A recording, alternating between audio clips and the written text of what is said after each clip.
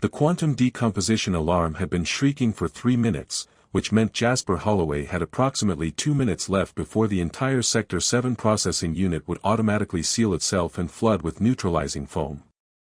He muttered a string of creative profanity as he squeezed through the maintenance hatch, his tool belt catching on every possible protrusion. The new Avalon recycling facility processed 8,000 tons of waste daily, and naturally, the one processing unit that decided to throw a tantrum had to be the one furthest from the control room. "Martinez, you seeing this?" Jasper spoke into his comm unit while navigating the narrow catwalk above the sorting conveyor. Below him, mechanical arms moved with eerie precision, separating plastics from metals, organics from synthetics, each piece of trash getting exactly 3 seconds of analysis before being shuttled to its designated quantum breakdown chamber. "Yeah, I'm seeing a whole lot of you about to get foamed if you don't move faster," Martinez replied, her voice crackling through the static. "Sensors show some kind of organic mass blocking the intake valve. Probably another one of those synthetic protein blocks from the food district. I swear, ever since they started serving that lab-grown mystery meat, our systems can't." "Martinez."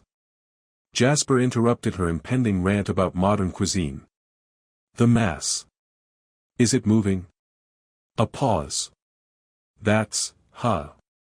Yeah, actually. Slight movement detected. Could be rats again. Remember last month when that family of them built a nest out of fiber optic cables? Took us 3 days to untangle that mess." Jasper dropped down from the catwalk onto the main processing floor, his boots splashing in something he decided not to identify. The quantum decomposition chamber loomed ahead, its crystalline surface humming with barely contained energy. The intake valve was indeed blocked, but as he approached, he noticed something odd. The debris surrounding the blockage wasn't random. It was arranged almost deliberately, like someone had built a crude shelter. 45 seconds, Jasper. I see it. He pulled apart the outer layer of synthetic materials, mostly torn clothing and discarded packaging. His hands stopped when they encountered something unexpected, a fabric that seemed to shift colors as he touched it, iridescent like oil on water but somehow warm to the touch. "Martinez, extend the countdown. Emergency Protocol 7. 7. That's for potential hazardous. Just do it." The alarm changed pitch, buying him 5 more minutes. Jasper carefully pulled away more debris, and his breath caught. Curled in what could only be described as a nest was a small child, unconscious, perhaps 4 years old. But this was no ordinary child. Where human ears should have been, elongated, delicate points extended upward, twitching slightly even in unconsciousness. The child's skin had a faint luminescence, like moonlight through water, and clutched in one tiny hand was what looked like a crystalline data pad covered in symbols that seemed to move when he wasn't looking directly at them. "Oh, you've got to be kidding me," Jasper whispered. He'd heard rumors, of course. Everyone had. Whispers about things living among them, wearing human faces, walking human streets. But finding one here, like this, abandoned like common trash. The child stirred, and Jasper found himself faced with a pair of amber eyes so large they seemed to take up half the small face. For a moment, neither moved. Then the child's mouth opened, and instead of a scream, a high-frequency whine emerged. Every piece of electronic equipment in a 20-foot radius sparked and died, including his comm unit. Hey, it's okay," Jasper said, raising his hands slowly. The child pressed back against the wall of debris, eyes darting around like a trapped animal. The whine intensified, and Jasper winced as his dental fillings started to ache. He needed to calm this kid down before the entire sector's power grid decided to take a vacation. Then he remembered Oliver's lullaby. It was stupid, really. His nephew was only 8 months old, and the only thing that could get him to sleep was this ridiculous song about a spaceman and his pet asteroid. But Jasper had sung it so many times in the past 3 months since his sister's accident that it came as naturally as breathing. So he started humming, low and gentle, the same way he did when Oliver was fighting sleep. The whine faltered. The child's enormous eyes fixed on him with an intensity that should have been unnerving but instead reminded him of how Oliver looked when discovering something new, like his own toes or the concept of ceiling fans. Jasper reached into his lunch bag slowly, pulling out his sandwich. Peanut butter and strawberry jam, nothing fancy. He'd been making the same lunch for 15 years. He tore off a small piece and held it out. Hungry? It's not much, but it's better than whatever you've been eating in here. The child leaned forward, nostrils flaring. A tiny hand reached out, paused, then snatched the piece of sandwich with surprising speed. The first bite was tentative. The second was larger. By the third, the child had grabbed the rest of the sandwich from Jasper's hand and was devouring it with the focus of someone who hadn't eaten in days. Safe. The word was heavily accented, more thought than spoken, and Jasper realized with a start that he'd heard it inside his head rather than through his ears. Yeah, he said, surprising himself with how quickly he answered. You're safe. The child studied him for a long moment, then did something unexpected. He was pretty sure it was a she now. Crawled forward and pressed one small hand against his chest, right over his heart. Images flooded his mind, himself, but seen from outside, arriving home, picking up Oliver, the baby laughing, the feeling of protective warmth that surrounded these memories like a warm blanket. She was reading him, he realized. Reading his emotions, his intentions, maybe even his memories. And she'd found Oliver there, found the fierce love he carried for his nephew, the determination to keep the baby safe and happy despite not knowing the first thing about raising a child. Baby, she said aloud this time, the word careful and deliberate. You have baby. My nephew, Jasper confirmed. Oliver. He's very small. Smaller than you. Something shifted in her expression, a recognition maybe, or perhaps relief. She pulled back her hand but didn't retreat. Instead, she held out the crystalline pad she'd been clutching. Up close, Jasper could see it wasn't just covered in symbols. It was symbols, layers and layers of holographic information compressed into a space no bigger than a smartphone. Hidden, she said, tapping the pad, then pointing to herself. Me. Hidden. But found. Bad found. Before Jasper could ask what she meant, the main doors to Sector 7 burst open. Security drones poured in, their sensors sweeping the area in precise patterns. The facility's AI had finally noticed the massive electromagnetic disturbance and responded accordingly. In about 30 seconds, they'd spot him with the child, and then things would get complicated in ways that usually involved government agencies with acronyms he couldn't pronounce. Okay, Jasper said, making a decision that would have seemed insane 5 minutes ago. We're leaving. Right now. He shrugged off his work jacket and held it out. Put this on. Hood up. She understood immediately, slipping into the jacket that swallowed her small frame. The hood covered her distinctive ears, and in the dim light, she could pass for any human child. Almost. What's your name? He asked as he picked her up. She weighed almost nothing, bird bones and air. She was quiet for so long he thought she wouldn't answer. Then, just as they reached the maintenance tunnel that would lead them out, Luna. Name is Luna. Because. She pointed upward, through the ceiling, toward the sky neither of them could see, moon is only light in dark. Like you. You are light now. For Luna. Jasper's throat tightened unexpectedly.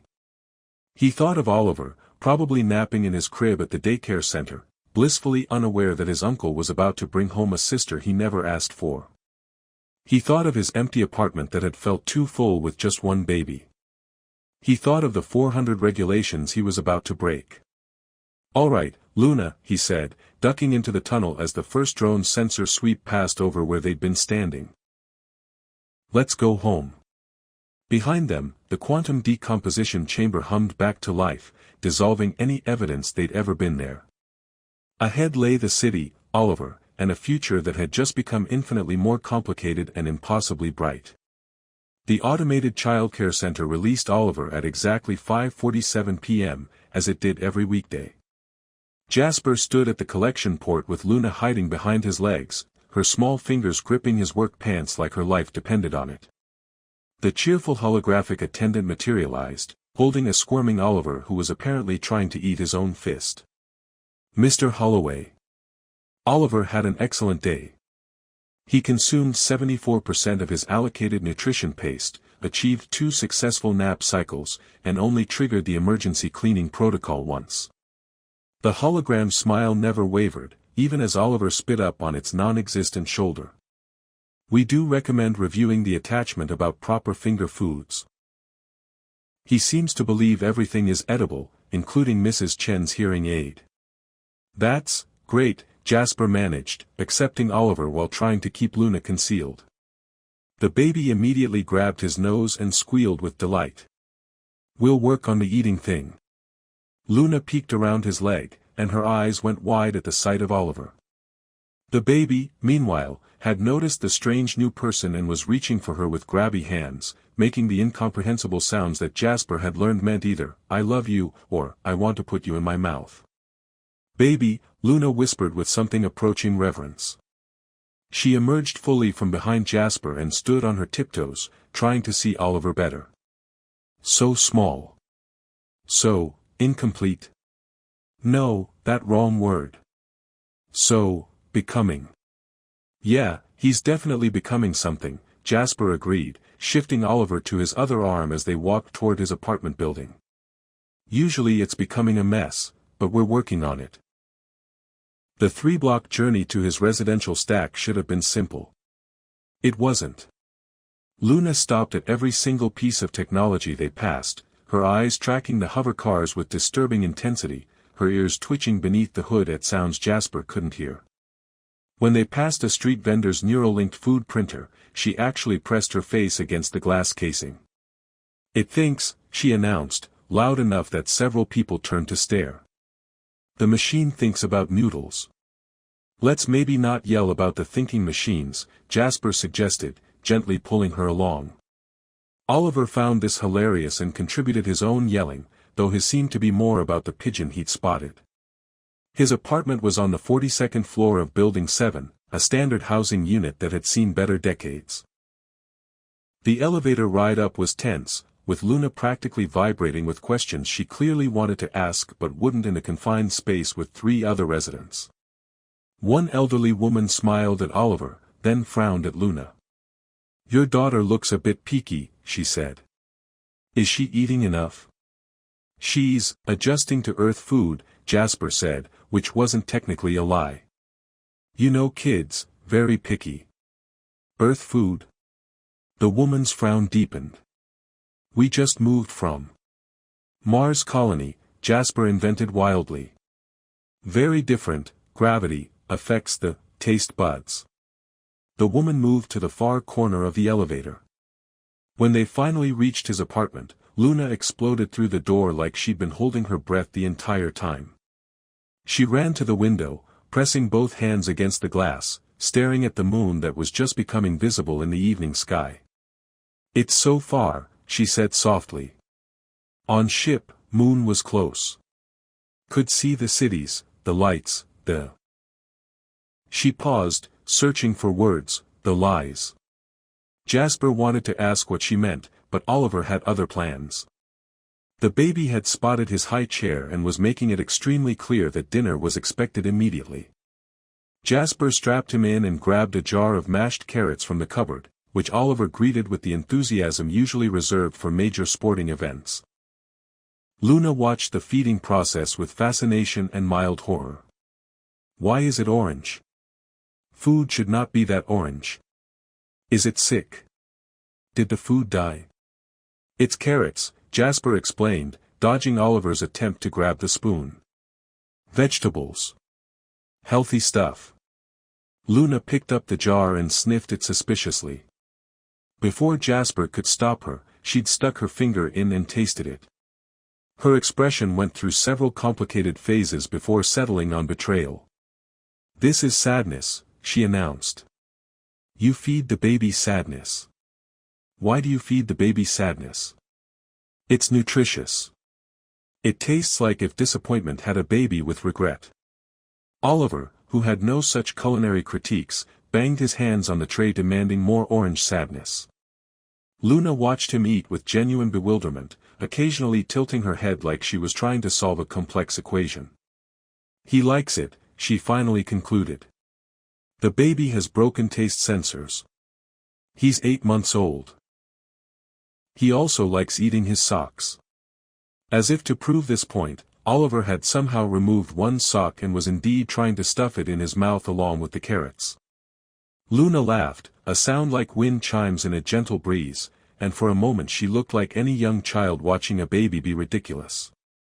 Then the doorbell rang. Luna went rigid, her eyes flashing with that same amber intensity from the recycling facility. The temperature in the room dropped 10 degrees in an instant, and the lights flickered. It's probably just, Jasper started, but Luna had already grabbed the crystalline pad from where she'd set it down, clutching it to her chest. They found, she whispered. They always find. Jasper looked through the door's security monitor. A woman stood in the hallway, mid-30s, professional looking, carrying what appeared to be a medical bag. She didn't look like government, but then again, they rarely did. Mr. Holloway, she called through the door. My name is Dar. Evelyn Torres. I'm from the Community Health Initiative. We detected some unusual readings from this building earlier today. Electromagnetic anomalies. I'm just checking to make sure everyone's okay. Luna was shaking her head violently, backing toward the window like she might jump through it. Oliver, sensing the tension, started to whimper. 1 second, Jasper called through the door, then knelt in front of Luna. Hey, look at me.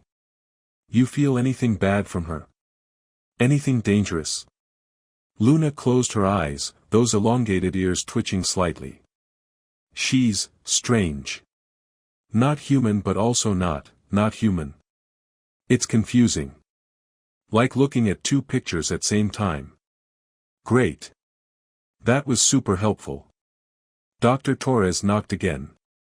Mr. Holloway, I know this is unusual, but the readings were quite specific to this floor. I promise I'm here to help. Jasper made a decision. He opened the door but kept the chain on, peering through the gap. Dar. Torres smiled at him, and there was something in that smile that seemed genuine, almost relieved. You found her, she said quietly. The Ashanti child. The one from the recycling facility. Jasper's hand tightened on the door. I don't know what you're talking about. The electromagnetic pulse knocked out 3 city blocks of surveillance equipment, Torres continued calmly. But more importantly, it carried a very specific signature. Mr. Holloway, I'm not here to take her. I'm here because I run a very special kind of underground railroad, and that child is in more danger than you can possibly imagine. From behind him, Luna made a small sound. When Jasper turned, she was standing in the middle of the room, holding Oliver's favorite toy, a raggedy purple elephant named Mr. Spots. The baby was reaching for it, making upset noises, but Luna held it like a shield. You smell like them, Luna said to the door. Like the star-touched. But also like earth. Like dirt and rain and coffee. Why do you smell like so much coffee? Torres actually laughed. Because I drink about 12 cups a day trying to keep up with all the displaced aliens in this city.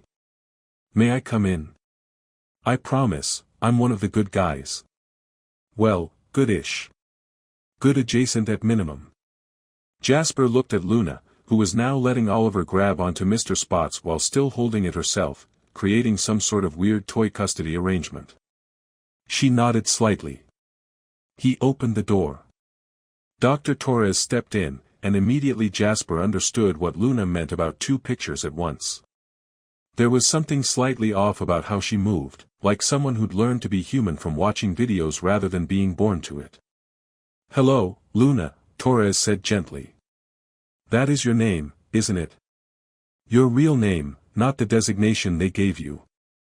Luna nodded but didn't let go of the elephant, even though Oliver was now trying to eat its ear while still attached to her hand. "How did you know?" Jasper asked. Torres pulled out a device that looked like a smartphone had a baby with a small satellite dish. "This picks up Ashanti biosignatures. Luna's is unique. She's broadcasting on frequencies that shouldn't exist, carrying data that," she paused, looking at Luna with something between pity and awe. "You're a living archive, aren't you? They encoded their entire invasion protocol into your genetic memory." Luna's grip on Mr. Spots tightened. "I'm broken," she said quietly. "Can't change shapes. Can't be human-looking proper. So they threw me away. Like the orange sadness food but worse." "Carrots," Jasper corrected automatically. "The food is carrots." "Still sadness," Luna muttered. Torres moved closer, but Luna immediately retreated, dragging Oliver's elephant and by extension Oliver's attention with her. The baby made an indignant squawk. "It's okay," Torres said. "I know you can sense intentions. Read me. See what I really am." Luna studied her for a long moment, then shook her head. "You're too loud. Too many voices in your head. Like a committee decided to be a person." Torres's expression was rueful. "That's actually pretty accurate. Hybrid genetics are complicated." She turned to Jasper. "Mr. Holloway, both the Earth government and the Ashanti collective are looking for her. She's evidence of a treaty violation that could start an interstellar war. But more than that, she's a child who needs protection. I can offer that, but not here. This location is compromised." "I'm not giving her to anyone," Jasper said firmly, surprising himself with the conviction in his voice. "She stays with me." Luna looked up at him with those enormous amber eyes, and for a second, he felt that strange telepathic touch again, warm and grateful. Then Oliver shrieked because Luna had unconsciously levitated Mr. Spots out of his reach, and the moment broke. "Oh!" Luna dropped the elephant, which bonked Oliver gently on the head. The baby looked shocked, then delighted, then tried to eat the elephant's entire head. "I can see she's in good hands," Torres said dryly. "But you're all in danger here. Pack what you need. We're leaving in 20 minutes. Where are we going?" Torres smiled, and this time it reached her eyes. "Somewhere safe. Somewhere even the Ashanti won't think to look. My grandmother's old shipping container in the industrial district. It's got the best cloaking tech stolen money can buy, and the neighbors mind their own business." Luna had moved to stand next to Oliver's high chair, one small hand resting protectively on the tray while the baby played with her fingers, apparently fascinated by the slight luminescence of her skin. "Will there be more orange sadness?" Luna asked suspiciously. "There's a fully stocked kitchen with real food," Torres assured her. "Define real." "Not from a jar, not irradiated, and definitely not orange unless it's supposed to be." Luna considered this. "Acceptable." Jasper looked at his tiny apartment, at Oliver covered in carrots, at Luna who had somehow become his responsibility in the span of a few hours, at Dr. Torres who claimed to be running an alien underground railroad. His life had been simple this morning. Wake up, go to work, pick up Oliver, go to sleep, repeat. Now he was apparently harboring an alien refugee with invasion plans in her DNA while his nephew tried to establish diplomatic relations via shared elephant. 20 minutes, he asked. 19 now, Torres corrected. Jasper sighed and went to pack, while behind him Luna carefully wiped carrot off Oliver's face with the precise concentration of someone disarming a bomb. The converted shipping container didn't look like much from the outside, which Torres assured them was entirely the point. It sat between a defunct robotics factory and what claimed to be a 24-hour noodle joint but seemed to serve everything except noodles. The whole industrial district smelled like ozone and broken dreams. "Home sweet home," Torres announced, pressing her hand against what looked like rust but was apparently a biometric scanner. The container's door slid open silently, revealing an interior that belonged in a different universe entirely. "It's bigger inside," Luna said, her voice full of wonder. "Dimensional pocket technology," Torres explained. "Borrowed from the Kroth Empire before they decided Earth wasn't worth the trouble. We've got 3 bedrooms, 2 bathrooms, and a kitchen that actually knows how to cook." "The kitchen thinks about noodles too?" Luna asked hopefully. "The kitchen thinks about everything. It's probably judging my life choices right now."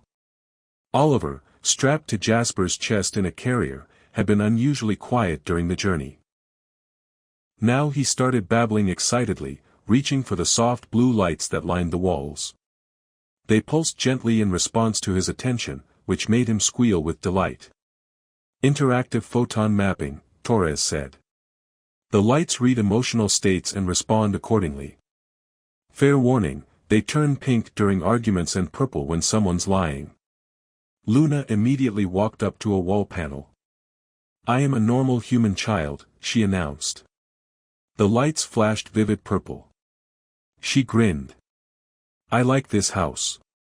They'd been living in a safe house for 3 days when Oliver got sick. It started small, a runny nose, a slight cough. Normal baby things. Jasper didn't think much of it until he found Luna sitting outside Oliver's makeshift nursery at 3 a.m., her whole body trembling. "He's breaking," she whispered when she saw him. "The baby is breaking and I can't fix him." "He's not breaking, Luna. He just has a cold. Babies get them all the time." "Cold?" She tested the word. "But he's very warm. Much too warm. Humans shouldn't be this warm. On my ship, when someone got this warm, they—" She stopped, unable to finish. Jasper knelt beside her. "It's going to be okay. I promise. Some medicine, some rest, he'll be good as new." Luna's amber eyes were huge in the dim light. "You promise? You promise? Not lying promise that makes the lights purple." "I promise. She nodded solemnly, then did something unexpected. She placed both hands on the wall, and the temperature in Oliver's room dropped by several degrees. The air began circulating in a gentle pattern, creating perfect climate control. "How are you doing that?" Jasper asked. "Air is just molecules," Luna said, her face scrunched in concentration. "Molecules like to dance. I'm just suggesting different dance moves." For the next 6 hours, Luna maintained the temperature control. Jasper tried to convince her to take breaks, but she refused to leave her post. When Oliver's fever finally broke around dawn, she collapsed against the wall, exhausted but smiling. "Fixed," she murmured. "Baby is fixed." Torres found them there an hour later, Luna curled up against Jasper's side while he held Oliver, who was now cheerfully trying to eat his own foot. "You know," Torres said, settling down with her 13th cup of coffee, "I've seen a lot of alien refugees. Hidden dozens of them over the years. But I've never seen one bond with humans like this." "She's special," Jasper said, carefully not to wake Luna. "No, that's not it." Torres pulled out a strange device that looked like a kaleidoscope, had an aggressive negotiation with a tablet. "Watch this." She held it up, and holographic images began forming in the air, complex patterns of light that hurt to look at directly. "These are emotional resonance patterns. Humans are here," she pointed to blue swirls, Ashanti are here, gold spirals, and Luna is. She adjusted something, and a silver pattern emerged that seemed to bridge the two. "She's becoming something new," Torres said quietly. "The failed shape-shifting might actually be evolution. She can't mimic humans because she's developing something else entirely. The ability to truly connect." Luna stirred, mumbling something that sounded like purple elephant shoes, before settling again. "There's something else," Torres continued. "I need to teach you mind meld meditation. If the Ashanti retrievers find us, it might be our only way to understand what Luna knows." "Mind meld meditation," Jasper repeated. That sounds both made up and terrifying. It's definitely terrifying. Probably not made up though.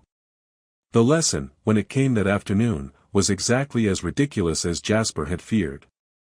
Torres had him sit cross-legged on the floor while Luna, now fully awake and apparently appointed herself as meditation assistant, decorated his face with stickers she'd found in Oliver's diaper bag.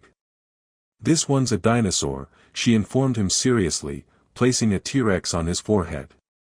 Dinosaurs help with thinking because their arms were too small to reach their heads, so they had to think really hard instead. "That's not how dinosaurs worked," Jasper said. "Shoo," Luna placed a finger on his lips.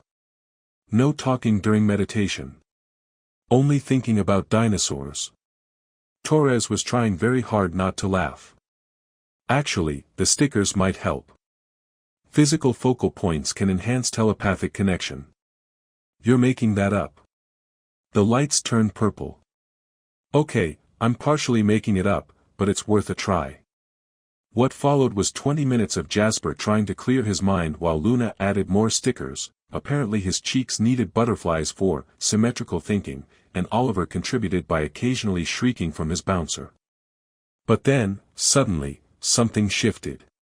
The world went soft around the edges, and he felt Luna's mind brush against his like silk across skin. The images came in a flood. A ship that wasn't quite in normal space. Rows and rows of children who looked like Luna but didn't, their faces blank, eyes empty. Learning chambers where information was poured into small minds like water into cups. Luna, younger, trying desperately to shift her form, to be what they wanted, failing again and again. The disappointment of her handlers. The cold calculation that she was defective. The moment they decided she was waste. But then, a guard with kind eyes. Quick movements in darkness. Being bundled into a pod with just the crystalline pad and a whispered word, survive. The crash. The hunger. The fear. Finding safe spaces in the trash because trash was what she was told she was. Then warmth.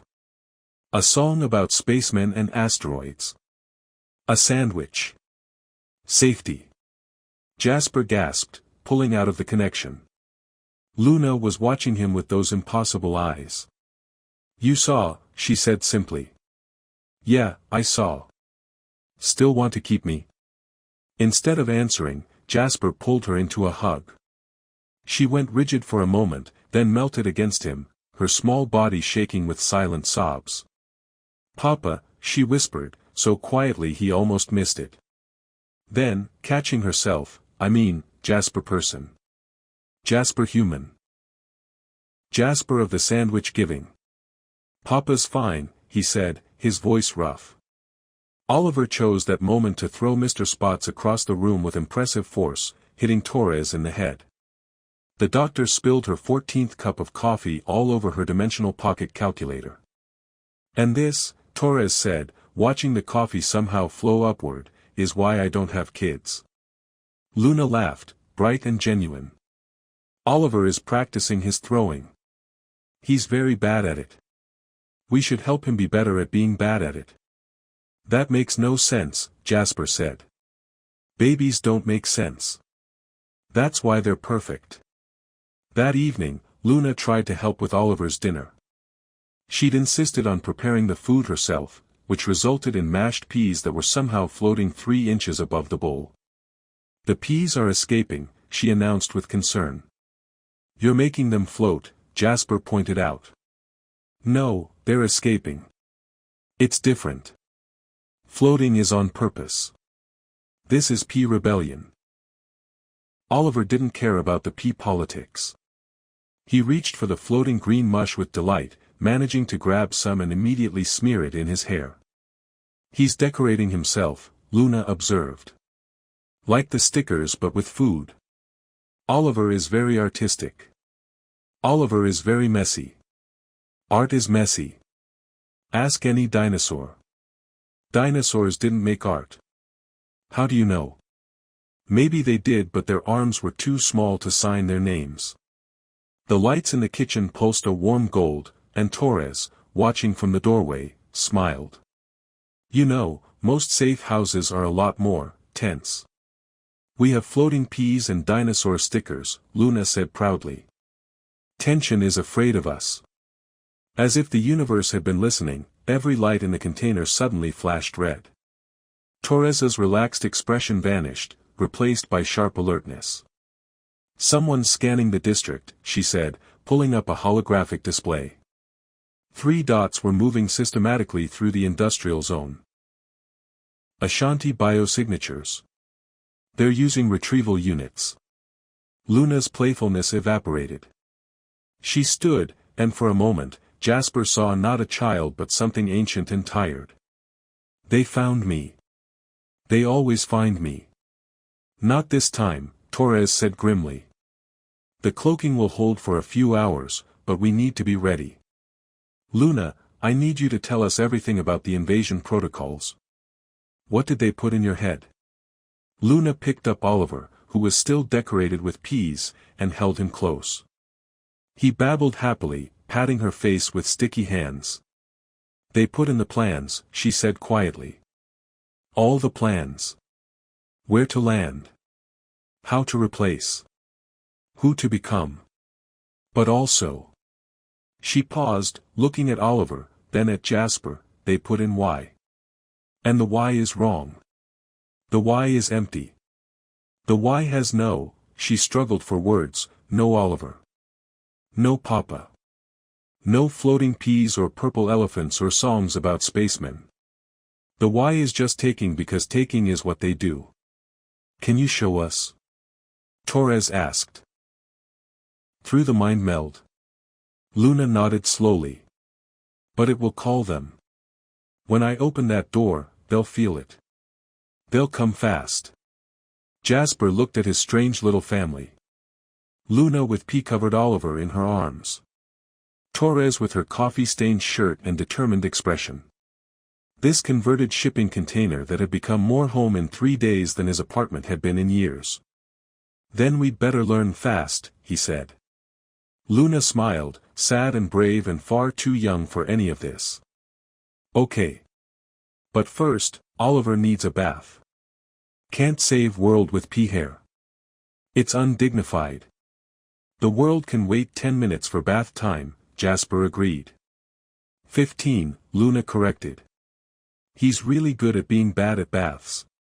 The lights pulsed blue, then gold, then settled into a steady silver, the color, Torres realized with wonder, of hope.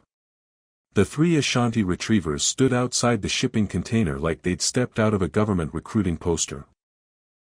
Suits too perfect, smiles too symmetrical, and that distinctive way of blinking where both eyes didn't quite sync up. The one in the middle, who Luna had gone rigid at the sight of, knocked on the door with mechanical precision. We know you're in there, Unit 77 Gamma, he said, his voice carrying the warmth of a refrigerator's hum. Your biosignature has been broadcasting for the last 12 minutes.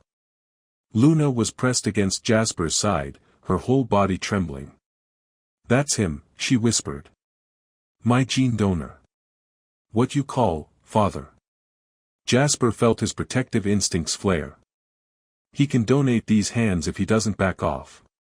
Violence jokes during crisis, Luna murmured. Very human. I appreciate this. Torres was frantically typing on her impossible calculator tablet hybrid. The cloaking field is still up. They can't enter without. The door dissolved. Not opened, not broken, just gently rearranged its molecules to not be a door anymore. The 3 retrievers stepped inside, and the middle one, Commander Verix, according to the designation floating above his head in holographic letters, looked directly at Luna. You've damaged yourself, he observed, the way someone might comment on a scratched phone screen. Emotional contamination from the humans. This will require extensive reconditioning. No, Luna said, the word small but firm. Verix tilted his head. No is not a valid response, Unit 77 Gamma. My name is Luna. You don't have a name. You have a designation. Oliver, who'd been napping in his portable crib, chose this moment to wake up and voice his opinion about strangers in his space. His cry was the specific frequency that meant either, "I'm hungry," or, "the world is ending," which, Jasper reflected, was currently accurate on both counts. Luna immediately moved toward the crib, but Varix blocked her path. "You will not interact with the human offspring." "He needs me," Luna said. "He is irrelevant." That, it turned out, was the wrong thing to say. Luna's eyes flared that intense amber, and every piece of technology in the container started humming. The lights cycled through colors like a disco having an existential crisis. The kitchen began producing toast, dozens of pieces of toast, all floating gently toward the ceiling. "Why is it always toast?" Torres muttered, ducking a particularly aggressive whole wheat. "You are malfunctioning," Varix stated, seemingly unbothered by the carbohydrate uprising. "I'm not malfunctioning," Luna said, her voice stronger now. "I'm functioning exactly right. Just not how you wanted." She turned to Jasper, and he saw the question in her eyes. He nodded. They'd practiced this once, with dinosaur stickers. Time to see if it worked without them. Luna placed her small hand on his chest, and the connection blazed to life. But this time, she wasn't just showing him her memories, she was broadcasting them. Every surface in the container became a screen, displaying her life in vivid detail. The sterile chambers where she was grown. The cold efficiency of her training. The moment she first failed to shape-shift, the disappointment and disgust of her handlers. But then, the images shifted. Jasper finding her. The peanut butter sandwich. Oliver grabbing her fingers. Learning to control temperature to help a sick baby. Floating peas. Purple elephant. Papa. "This is what you're missing," Luna said, looking directly at Varix. "This is what you throw away when someone doesn't fit your parameters." Emotional contamination, Varix repeated, but something in his expression flickered. "Love," Luna corrected. "It's called love. And it makes me stronger than your perfect units." To demonstrate, she did something impossible. She began to change. Not full shape-shifting, not the complete transformation the Ashanti were known for. But her features softened, becoming more human while keeping her distinctive ears.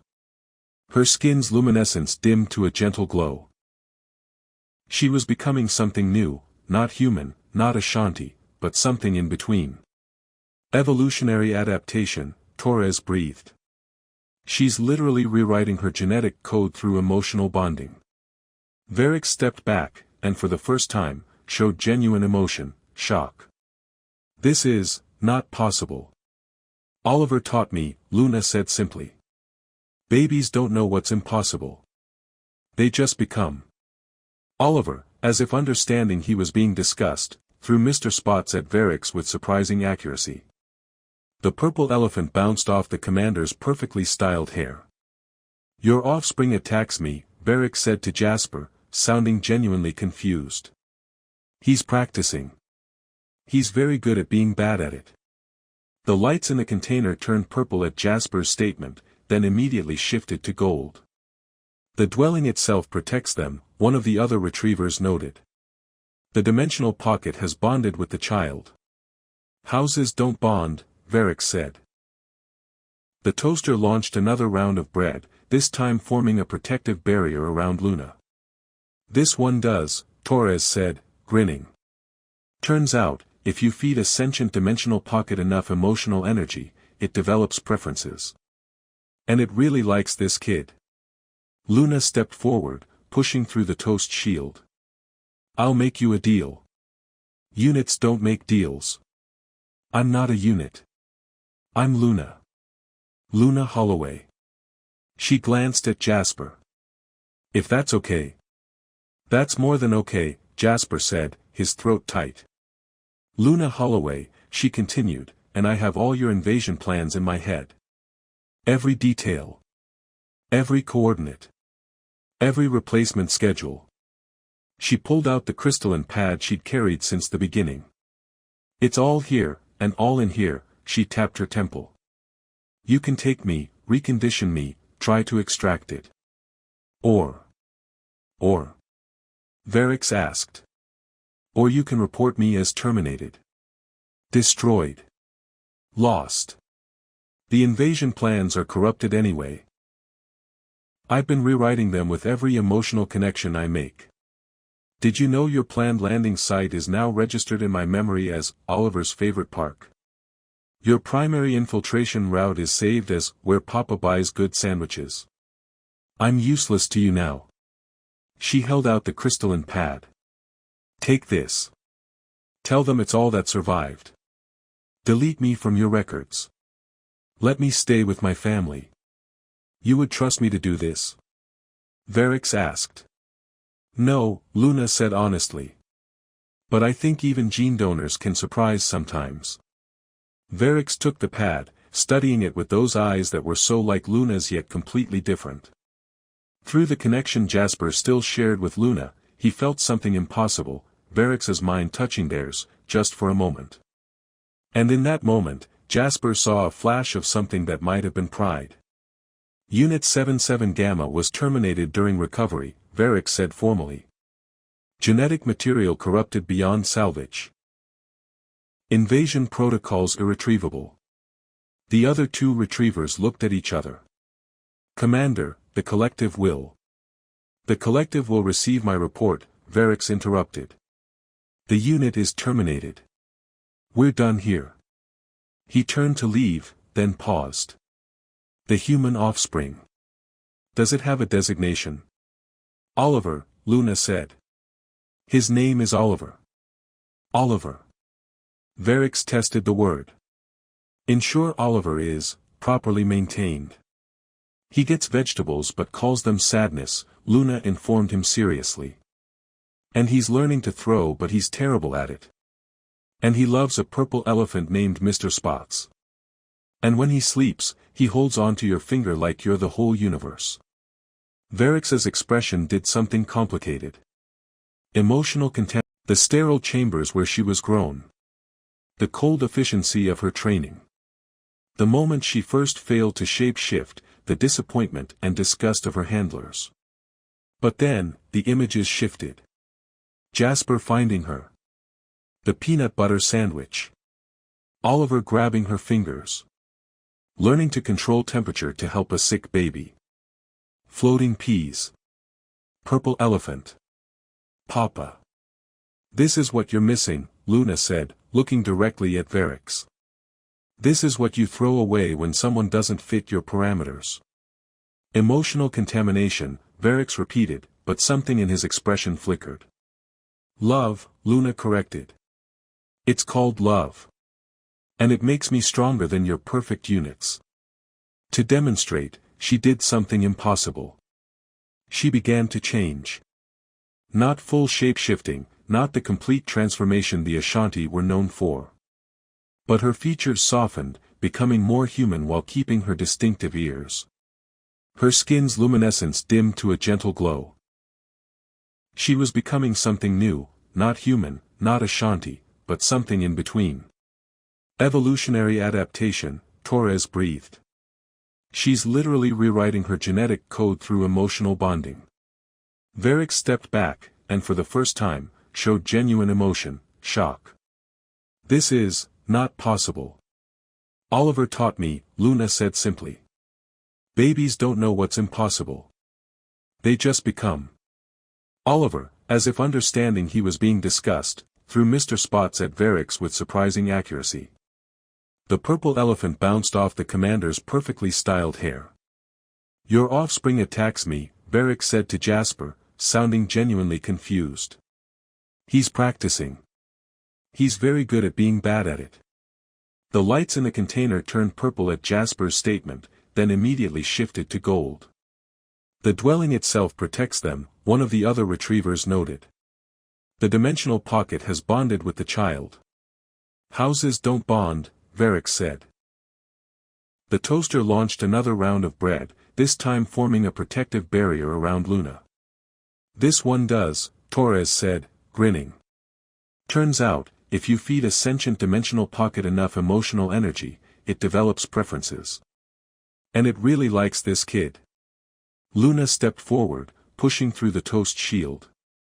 I'll make you a deal. Units don't make deals. I'm not a unit. I'm Luna. Luna Holloway. She glanced at Jasper. If that's okay. That's more than okay, Jasper said, his throat tight. Luna Holloway, she continued, and I have all your invasion plans in my head. Every detail. Every coordinate. Every replacement schedule. She pulled out the crystalline pad she'd carried since the beginning. It's all here, and all in here, she tapped her temple. You can take me, recondition me, try to extract it. Or. Varix asked. Or you can report me as terminated. Destroyed. Lost. The invasion plans are corrupted anyway. I've been rewriting them with every emotional connection I make. Did you know your planned landing site is now registered in my memory as Oliver's favorite park? Your primary infiltration route is saved as where Papa buys good sandwiches. I'm useless to you now. She held out the crystalline pad. Take this. Tell them it's all that survived. Delete me from your records. Let me stay with my family. You would trust me to do this? Varix asked. No, Luna said honestly. But I think even gene donors can surprise sometimes. Varix took the pad, studying it with those eyes that were so like Luna's yet completely different. Through the connection Jasper still shared with Luna, he felt something impossible, Varix's mind touching theirs, just for a moment. And in that moment, Jasper saw a flash of something that might have been pride. Unit 77 Gamma was terminated during recovery, Varix said formally. Genetic material corrupted beyond salvage. Invasion protocols irretrievable. The other two retrievers looked at each other. Commander, the collective will. The collective will receive my report, Varix interrupted. The unit is terminated. We're done here. He turned to leave, then paused. The human offspring. Does it have a